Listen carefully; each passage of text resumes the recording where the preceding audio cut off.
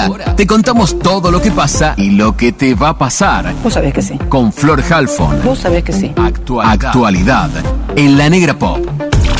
Actualidad, Flor Halfon, sinónimos. Noticias, Flor Halfon, sinónimos. Periodismo, Flor Halfon, sinónimos. Pero muchas gracias, compañero. Desde la semana pasada que venimos hablando de las consecuencias de las declaraciones que dio el lunes de la semana pasada la vicepresidenta Cristina Fernández en aquel acto de la CTA. Parece que va a empezar a hablar más o menos cada 15 días, así que vamos a tener, bueno, este sábado ya vamos a tener uno a la tarde. Pero aquella exposición, entre otras cosas, dejó la discusión sobre los planes sociales y las organizaciones sociales en eso que Cristina Fernández llamó la tercerización, podríamos llamarla mediación. Y surgieron varios asuntos más sobre este tema que se los quiero plantear. Así pensamos un poco entre todos, en definitiva, la cuestión de fondo, porque si no, esa pura chicana, quién maneja esto, quién maneja lo otro, pero hay una discusión de fondo. Empiezo por decir que se conoció la tasa de desocupación en la Argentina y dentro de todo podría pensarse que es una buena noticia, podríamos decir, en un contexto muy difícil, porque está en un 7% en el cierre del primer trimestre del año, lo cual representa una caída de 3 puntos, un poquito más de 3 puntos respecto del mismo periodo del año pasado. Pero recordemos que el año pasado todavía estábamos en plena pandemia, así que uno dice, y bueno, sí, cómo no va a mejorar el trabajo de la gente respecto de un momento de plena pandemia. Pero la comparación más interesante es que estamos hablando de un número de desocupación más bajo, el número de desocupación más bajo desde 2015.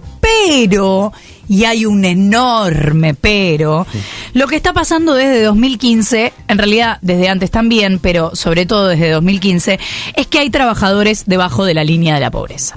Y acá no se trata de ideología, de gustos, de miradas. En el gobierno de Mauricio Macri, muchos trabajadores empezaron a quedar debajo de la línea de pobreza y esto se mantiene en este gobierno, agudizado además por los efectos de la pandemia. Entonces, no alcanza con la buena noticia el bajo porcentaje de desempleo, porque el asunto ahora es ¿qué tipo de empleos estamos teniendo? Hoy hay 12.600.000 personas que en la Argentina tienen trabajo. Pero hay estudios, como el de la Universidad Nacional de La Plata, que hablan de más del 30% de los trabajadores debajo de la línea de pobreza. Entonces ahí hay un dramón.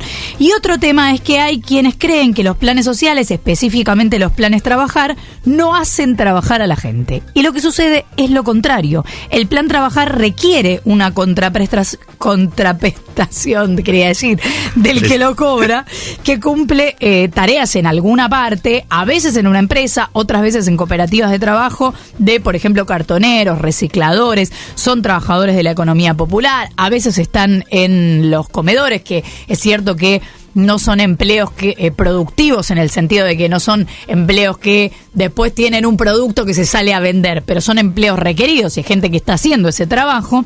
Y acá entramos en otro asunto, porque no es que hay que convertir, o acá está la discusión en todo caso, si hay que convertir los planes en trabajo. En todo caso, deberíamos repensar ¿qué pasa con el mercado del trabajo? Porque parece que, por lo que se está viendo en el mundo, porque esto no solamente sucede en la Argentina, sucede en todo el mundo, el mercado del trabajo formal, lo que entendemos por el trabajador, que es un empleado, que alguien le paga un sueldo, que está completamente en blanco, que le hacen los aportes y todo eso, es un universo que no se está ampliando demasiado, pero no se está ampliando mundialmente.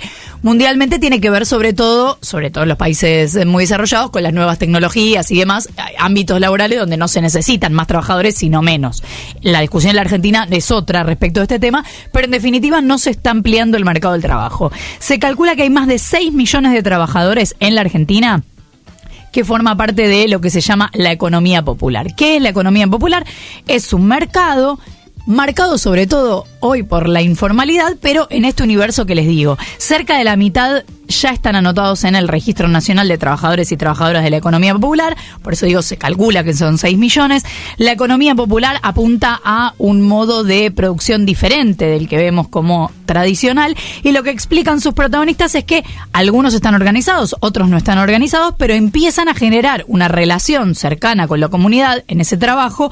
A veces es, insisto, para merenderos comunitarios, para comedores, a veces para prestar servicio, como los oficios jardineros, peluqueros, cocineros, y a veces estamos hablando de huertas, o sea, son tipos diferentes de producción. Entonces hay que dejar claro que cuando hablamos de planes trabajar, estamos hablando, salvo alguna rara excepción que sí sucede, pero son excepcionales, estamos hablando de gente que trabaja. Entonces ahí está la discusión, porque hay gente que puede trabajar de un modo con todos los papeles en regla y con aporte sobre todo, y hay gente que no. ¿Cómo hacemos para que esa gente que no entre de alguna forma a este mercado formal?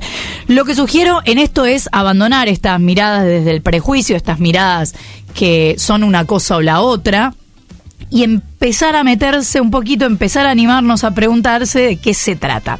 Esta semana les decía que era interesante la charla que hubo entre Juan Grabois, dirigente social, y Tomás Rebord, en el programa de Tomás Rebord por YouTube, y escuchen lo que hoy es el centro de la discusión. Así lo resume Grabois. Cuando hablamos de trabajo hablamos de economía popular, porque entendemos que hay un sector que se organiza laboralmente, es decir, que trabaja, que no está en el sector privado, que no está en el sector público, y que es una nueva realidad a la que hay que abordar con una perspectiva de justicia social. En ese sentido, esa nostalgia del mundo con pleno empleo se convierte en una barrera intelectual para pensar cómo abordar el mundo del no pleno empleo, que es el mundo que nos tocó, que no se puede resolver con definiciones macroeconómicas domésticas, y que negarlo nos lleva al peor de los mundos.